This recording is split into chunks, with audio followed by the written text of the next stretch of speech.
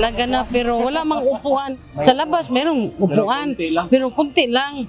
Pero kung maghintay ka na sa flight mo, matagal, wala ka naming choice. Nakasalampak na lang sa isang sulok ang pamilya ni Lenny Alejado na bibiyahe patungong Dumaguete mula sa Terminal 3 ng Ninoy Aquino International Airport o NAIA. Ayon kay Lenny, alas 7 pa ng gabi ang kanilang flight at maghihintay na lang sila sa airport. Ang problema, limitado ang mga upuan sa loob ng terminal. Si Marivic naman, galing na ng Palawan at meron na lang hinihintay na kamag-anak mula sa Zamboanga bago sila tumungo sa Makati City. Pagod na daw anya sa biyahe, pagod pa sa paghihintay sa loob ng terminal.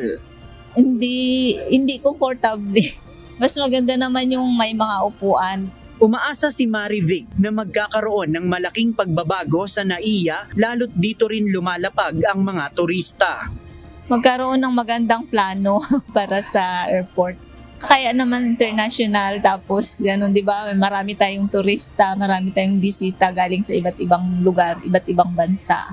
Kailangan improve natin yung ating facility at saka services. Dahil yun ang malaking impact sa economy natin yun eh. Ang Chinese national naman na si Steven, daing din ang maayos na waiting area sa terminal. Sinundo niya ang kanyang mga kaibigan sa Terminal 3 ng NAIA. Dahil kulang ang mga upuan ng terminal, nakiupo na lang sila sa mga upuan ng isang business establishment. Kung ikukumparaan niya ang main international gateway ng Pilipinas, malayo ito sa ibang mga paliparan sa mundo na itinuturing na world class. A lot of people here waiting, and maybe they transfer for another flight, but there's no waiting area, and I have no idea why the terminal removed all the chairs, and there's no resting area.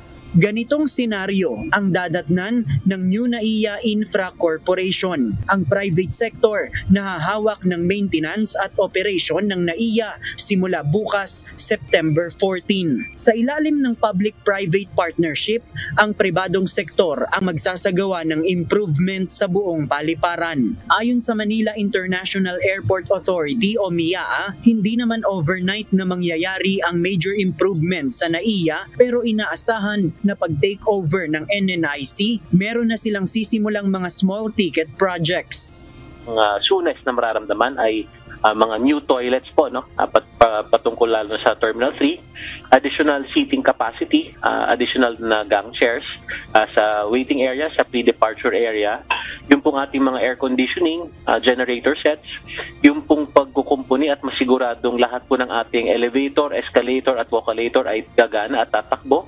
Ayan din po ang mga immediate pong mararamdaman po natin. Ayon pa sa MIAA, inaasahan din na magtatayo ang concessionaire ng panibagong passenger terminal sa kinatatayuan ng lumang building ng Philippine Village Hotel sa tabi ng Terminal 2. Magkakaroon din ng reassignments ng mga international flights at domestic flights sa mga terminal. Kung pagtaas naman ng terminal fees ang pag-uusapan, hindi pa ito ipatutupad sa ngayon.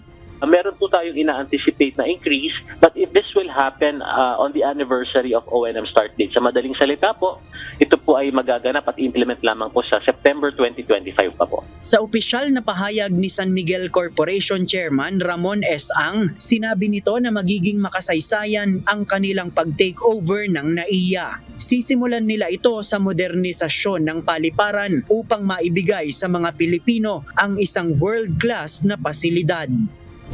Mula sa higit 30 million passenger capacity ng NAIA kada taon, inaasahang tataas ito sa 60 million passenger capacity dahil sa pag-takeover ng NNIC sa operasyon at maintenance ng buong paliparan. JP Nunez, UNTV, News and Rescue.